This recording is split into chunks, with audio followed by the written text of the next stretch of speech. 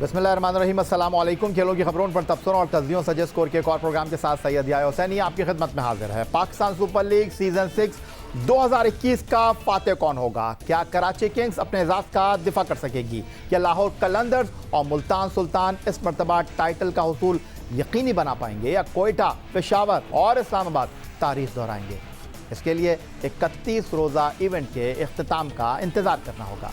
लेकिन PSL के आगाज़ में अब बस 3 दिन बाकी रह गए हैं। PSL की टिकटों की फरोख्त भी शुरू हो गई है और टीमें भी तैयारियों के अगले मरहले में अब प्रैक्टिस मैचेस खेलना शुरू हो गई हैं। इसमें कोई शक नहीं कि सिक्योरिटी इदारों, पाकिस्तान क्रिकेट बोर्ड और साबिक और मौजूदा हुकूमत की कोशिशों से पाकिस्तान में बेहतरीन अंदाज में बैनुल-अक़वामी क्रिकेट हो रही है और हो रही थी। पाकिस्तान सुपर लीग का पूरा एडिशन दूसरी मरतबा पूरी तरह पाकिस्तान में मुनक़्क़िद हो रहा है, लेकिन टीमों का बेहतरीन सिक्योरिटी देने पर कराची हो या लाहौर, सड़कों पर ट्रैफिक की सूरत हाल अबतर हो जाती है। वो रास्ते जो स्टेडियम की जानिब जाते हैं उनको बंद कर दिया जाता है। इसी वजह से अवाम अब गुज़िश्ता कुछ अरसे से ट्रैफिक के इंतज़ामी मामलात पर आवाज़ उठाने लगे हैं। नेशनल स्टेडियम के अतराफ़ में मौजूद हैं हमारे नुमाइंदे अतीकुर रहमान।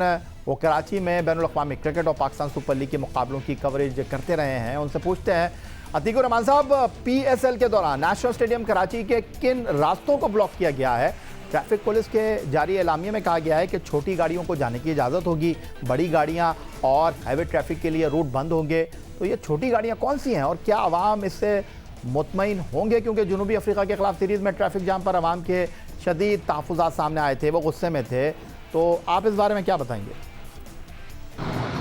जी याह्या, जब भी कोई इंटरनेशनल सीरीज़ होती है कराची में या PSL अब जैसे हो रही है तो ट्रैफिक प्लान ज़रूर बताया जाता है और उस पर अमल दरामद भी होता है। और इस वक्त मैं मौजूद हूँ नेशनल स्टेडियम के बाहर ही, ताकि मैं सही सूरत हाल वाज़े तौर पे बता सकूँ। ये मेरे आप देख रहे होंगे नेशनल स्टेडियम कराची है और यहाँ से जो डालमिया की तरफ रास्ता जाता है वो अगर आप शारा फैसल से आ रहे हैं तो जा सकते हैं, और डालमिया से जो वापस आप नेशनल स्टेडियम कराची आ रहे होते हैं तो ये रास्ता तो खुला हुआ है।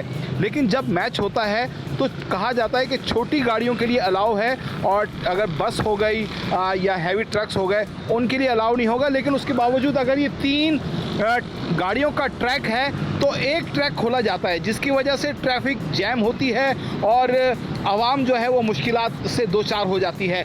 लेकिन इसके साथ साथ आज तो प्रैक्टिस हो रही है, मैच वाले दिन तो ये रास्ते भी बंद होंगे। लेकिन अगर आप या ये देखें, ये हसन स्क्वायर से रास्ता आ रहा है, यहाँ से नहीं आ सकते, ये हसन स्क्वायर से ही इसको बंद कर दिया गया है। और ये कंटेनर लगा हुआ है, ये रास्ता आ रहा है आगा खान हॉस्पिटल से, जो सीधा आप डाल में जा सकते हैं। लेकिन क्योंकि ये रास्ते अभी भी बंद किए गए हैं, जब मैच शुरू होंगे तो भी यही सूरत हाल होगी, बल्कि इससे ज़्यादा और सख्त ये हो सकती है कि जो कारसाज से नेशनल स्टेडियम की तरफ रोड आ रहा है उसको क्लोज कर दिया जाता है, और फिर कारसाज से जो ट्रैफिक आती है वो सीधी या तो आगा खान जाएगी, वो डालमिया नहीं जाएगी। तो छोटी गाड़ियों के लिए रास्ता ज़रूर खोला जाता है, लेकिन वो इतना छोटा रास्ता होता है और आपको मालूम है अगर 3 ट्रैक का रोड है और हज़ारों गाड़ियाँ वहाँ से गुजरनी हैं, और जब वो बंद कर दिया जाता है या एक ट्रैक खोला जाता है तो फिर ट्रैफिक का हजूम हो जाता है और आवाम परेशान होते हैं। लेकिन ये आवाम ही है जो इस खेल से प्यार रखती है। ठीक है, वक्ती तौर पर ज़रूर मुश्किलात से दो चार होते हैं, लेकिन क्रिकेट से प्यार करने वाले हैं या क्रिकेट से मोहब्बत इतनी है कि ये दुश्वारी बर्दाश्त कर लेते हैं। क्योंकि इंटरनेशनल क्रिकेट आई है पाकिस्तान से, पाकिस्तान के अंदर, कराची के अंदर, तो ये चीज़ें कुछ दुश्वारियाँ। लेकिन उसके बाद अब कई टीमों को पाकिस्तान आना है, इंग्लैंड की टीमों को आना है, तो थोड़ा ट्रैफिक प्लान को और थोड़ी सी इस चीज़ को जो है नरमी बरतनी होगी। लेकिन इसका हरगिज़ मतलब ये नहीं है कि सिक्योरिटी पे कोई कंप्रोमाइज़ करके नरमी की जाए। पाकिस्तान सुपर लीग में सबसे ज़्यादा फाइनल खेलने और एक मरतबा टाइटल अपने नाम करने वाली कोयटा ग्लैडिएटर ने सीज़न में अपने कप्तान सरफराज अहमद को बरकरार रखा है। T20 क्रिकेट में पाकिस्तान को नंबर 1 बनाने वाले कप्तान सरफराज अहमद की बैटिंग पोजीशन हमेशा ज़ेरे बहस रही। गुज़िश्ता सीज़न में भी सरफराज अहमद 6 मरतबा नंबर 4 पोजीशन पर खेलने के लिए मैदान में आए, एक मरतबा नंबर 5 और नंबर 7 और नंबर 9 पर खेले। सरफराज अहमद ने पाकिस्तान सुपर लीग में 3 निफ सेंचुरियाँ स्कोर की हैं, जिसमें 1 निफ सेंचुरी नंबर 4 और 2 निफ सेंचुरियाँ नंबर 5 पर बनाई गई हैं। सरफराज अहमद खुद भी इस बात से आगाह हैं, लेकिन उनका कहना है कि ऊपर बैटिंग करने का फैसला टीम मीटिंग में करेंगे। फ्रेंचाइज के ओनर नदीम उमर ने भी ऊपर खेलने के लिए कहा है, वो उनकी बात रद्द नहीं कर सकते।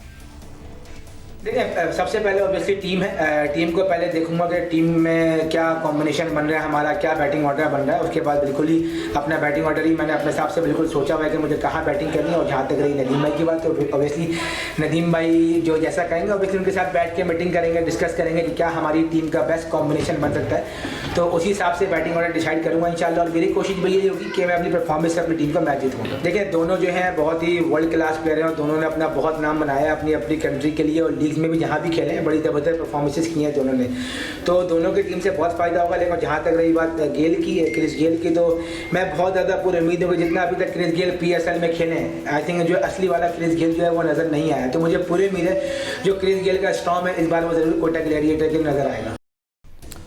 उधर इस्लामाबाद यूनाइटेड के कप्तान शादाब खान, जिनकी टीम गुज़िश्ता सीज़न में आखिरी नंबर पर रही, इस मरतबा बेहतर कारकर्दगी दिखाने के लिए खासे पुरज़्म है। Shadab Khan virtual press conference में एक सवाल पर कह रहे थे कि आखिरी सीज़न में जो गलतियां हुई हैं, कोशिश होगी इस मरतबा ऐसा ना करें। इस मरतबा अच्छा कॉम्बिनेशन बना है, उम्मीद है इस्लामाबाद यूनाइटेड बाउंस बैक करेगी। सबसे अच्छी बात यह है कि हमारी टीम में ज़्यादातर नेशनल प्लेयर्स भी हैं और जो ओवरसीज़ प्लेयर्स हैं वो खेल के आ रहे हैं। तो और जिधर भी खेल रहे हैं वो अच्छी फॉर्म है और यही टीम के लिए अच्छा साइन होता है। और क्योंकि हमारे जितने भी नेशनल प्लेयर्स हैं वो भी रिसेंटली T20 सीरीज़ भी खेले हैं और जो हमारे ओवरसीज़ प्लेयर्स हैं वो बिग बैश या T10 खेल के आ रहे हैं, तो वो अच्छी फॉर्म है और अच्छे टच में नज़र आ रहे हैं, तो वो टीम के लिए अच्छा साइन। तो तैयार हैं आप लोग पाकिस्तान सुपर लीग सीजन 6 2021 के दिलचस्प और सनसनीखेज मुकाबलों को देखने के लिए कहीं जाने की जरूरत नहीं, क्योंकि पाकिस्तान का पहला स्पोर्ट्स चैनल जियो सुपर आपके लिए लेकर आ रहा है लाइव एक्शन। मिलते हैं एक ब्रेक के बाद।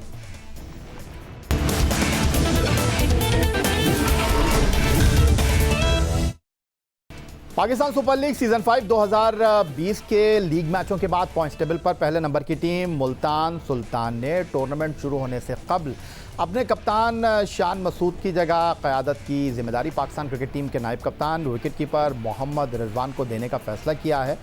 दूसरी जानिब मुल्तान सुल्तान के कोच एंडी फ्लावर से जब प्रेस कॉन्फ्रेंस में ये सवाल किया गया कि आपकी लाइनअप में बासलाहियत उस्मान कादिर के साथ जनूबी अफ्रीका के इमरान ताहिर और पाकिस्तान क्रिकेट टीम के साबिक कप्तान शाहिद खान आफरीदी की शक्ल में लेग स्पिन बॉलिंग के 3 सितारे मौजूद हैं, तो आप किसके साथ जाएंगे मैच खेलने के लिए? तो इसका जवाब था एंडी फ्लावर का कि हालात और सामने वाली टीम को देखकर फैसला करेंगे कि किसको फाइनल लाइनअप में शामिल करना है।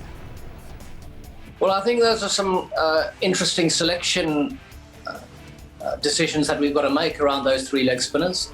3 world-class leg spinners. We know about Afridi and Imran Tahir over decades of international cricket and now franchise cricket. And Usman Kadir is the new kid on the block with tons of talent and lots of energy and a real attacking bent to his game.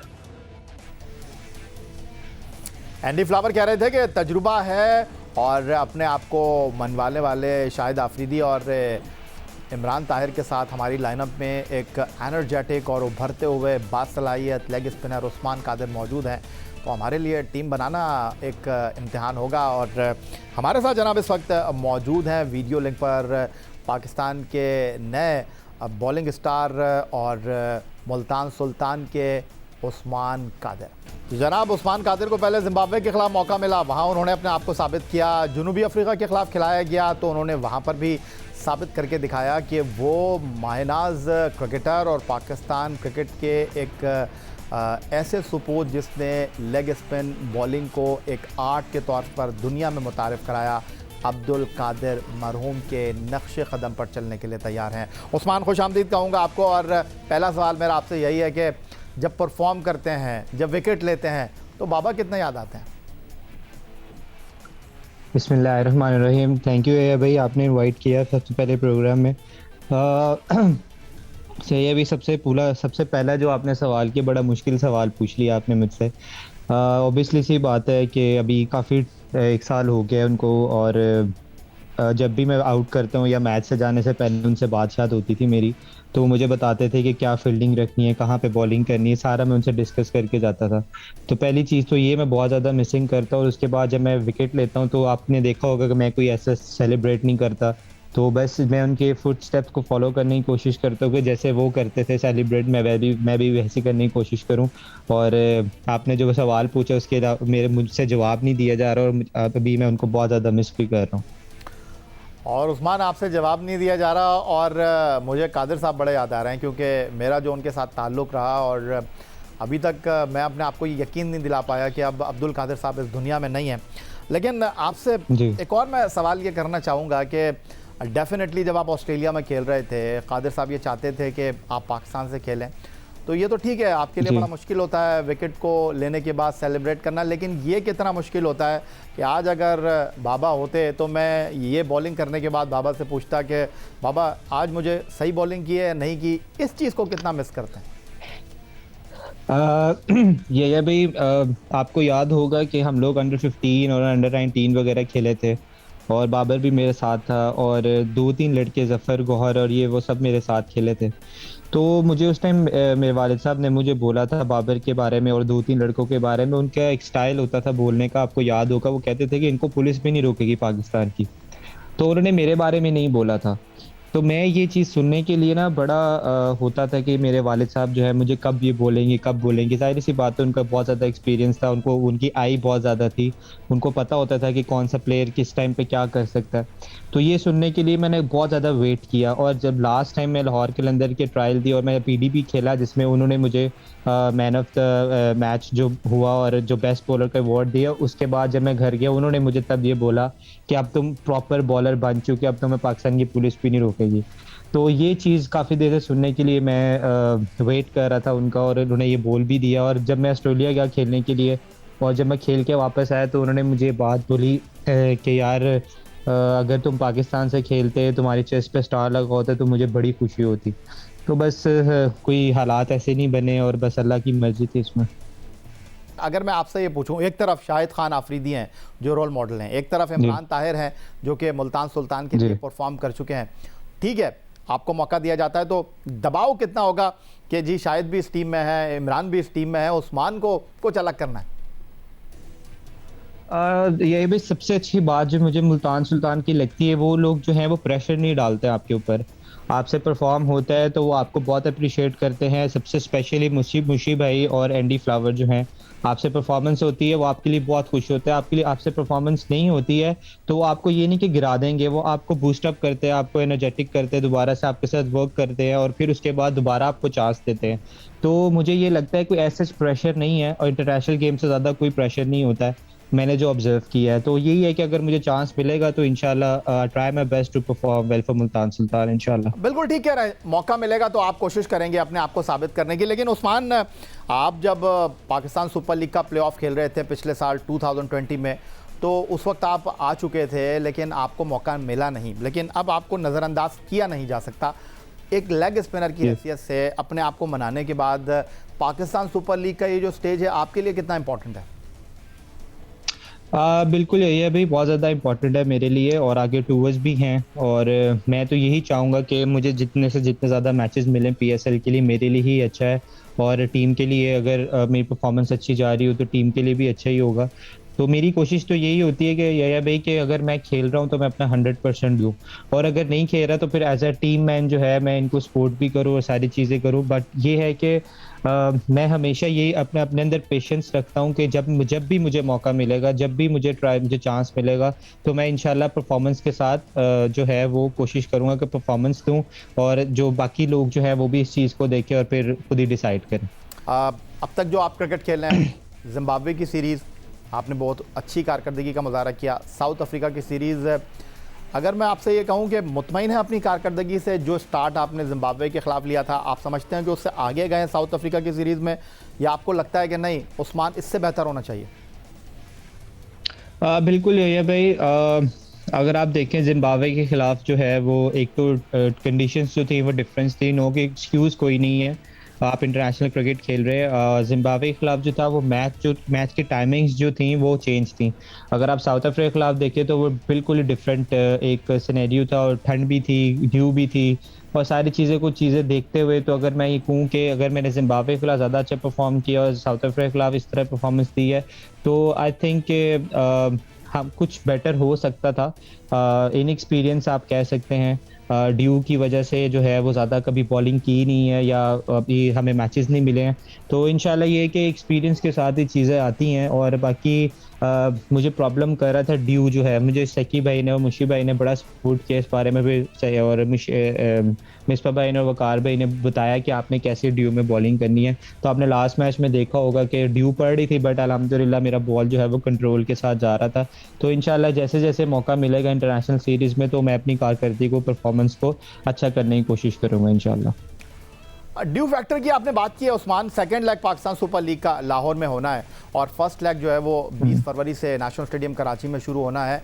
आप national stadium Karachi में भी खेले हैं और पिछले season में जब play of हो रहे थे तो आप ग्राउंड में भी मौजूद थे, डग आउट में भी मौजूद थे। मैं अगर आपसे ये कहूँ कि बहैसियत लेग स्पिनर और स्पिनर्स के हवाले से आप क्या रोल देख रहे हैं कराची का और लाहौर का पाकिस्तान सुपर लीग में, तो आप क्या कहेंगे? यही है भाई, बिग डिफरेंस कराची और लाहौर का। और अगर आप बात करें कि कराची में ड्यू नहीं होती है, शाम के टाइम थोड़ी सी ड्यू होती है, पर as such Lahore to compare वहाँ पे इतनी ज़्यादा जो कराची में होती है वो कम होती है। और अगर आप लाहौर की बात करें उसमें तो बिल्कुल ही ज़्यादा होती है। और मेरे ख्याल से कि जब हम लोग लाहौर खेलने के लिए जाएंगे तो वेदर भी चेंज हो जाएगा और ड्यू भी है वो भी कम होना स्टार्ट हो जाएगी। अच्छा उस्मान, ये बताएं कि पाकिस्तान सुपर लीग में टीमें 6 हैं, ट्रॉफी 1 है और आप भी ये चाहेंगे कि आपकी टीम चैंपियन बने, लेकिन एक स्पिनर की हैसियत से जब आपको खेलने का मौका मिलेगा, कौन सी टीम है जिसके खिलाफ उस्मान खेलना ज़रूर चाहेंगे? कौन से ऐसा बैट्समैन है जिसको उस्मान ने टारगेट किया हुआ है कि यार इसको ज़रूर आउट करना है? मिसबा भाई का यूनिस भाई, सॉरी या भाई, ऐसा है कि काफ़ी सारे प्लेयर्स जो हैं, जैसे मैंने टारगेट किया था साउथ अफ्रीका सीरीज़ में डेविड मिलर को, गो के वो एक जगह पे कैच निकला उसका पर हो नहीं सका। तो मेरे जो टारगेट्स हैं वो 2-3 हैं। मैंने तो कभी बाबर को लाइव बॉलिंग नहीं किया है सच की बड़ी स्टेज के ऊपर, तो मेरी ख्वाहिश है कि मैं बाबर को आउट करूं। और दूसरी मेरी ख्वाहिश ये है कि जो अच्छा प्लेयर जा रहा हो सुपर लीग के अंदर, जिसके हाईएस्ट स्कोर जा रहे हों जैसे, तो मैं उसको भी जो है अपने टारगेट में अचीव करने की कोशिश करूं इंशाल्लाह। कोई टारगेट है पाकिस्तान सुपर लीग सीजन 6 2021 के उस्मान कादिर ने अचीव करना है? बिल्कुल, टारगेट सबके होते हैं या भाई। मेरा टारगेट ये है कि इंशाल्लाह ट्राई माय बेस्ट टू के बेस्ट बॉलर बनूं और अपनी टीम को जो है वो फतह दिलवाऊं इंशाल्लाह। और अपने चाहने वालों को कुछ कहना चाहेंगे? हर गुजरते दिन के साथ आपकी फ़ैन फॉलोइंग बढ़ रही है और आप इसी तरह पाकिस्तान के लिए खेलता रहें, हमारी तो बेस्ट विशेज़ है। कुछ ऐसा तो नहीं है भाई, बस मैं यही बोलूँगा कि जैसे आप लोग सपोर्ट कर रहे हैं वैसे सपोर्ट करते रहें। इंशाल्लाह जो है मैं आप लोगों को जो है वो म्यूज़ नहीं करूँगा, और जितना मेरे से हो सकेगा और जितना मैं हार्ड वर्क कर सकता हूँ मैं करूँगा, और इंशाल्लाह आप लोगों को प्रूव भी करूँगा। All the best Usman Qadir. Pakistan super league में मुल्तान सुल्तान के एक होनहार बासलाहियत बॉलर हमारे साथ मौजूद थे, और क्या अज़ाइम हैं, क्या इरादे हैं इस लीग में, करना क्या चाहते हैं, ये आपने उन्हीं की ज़बानी सुना।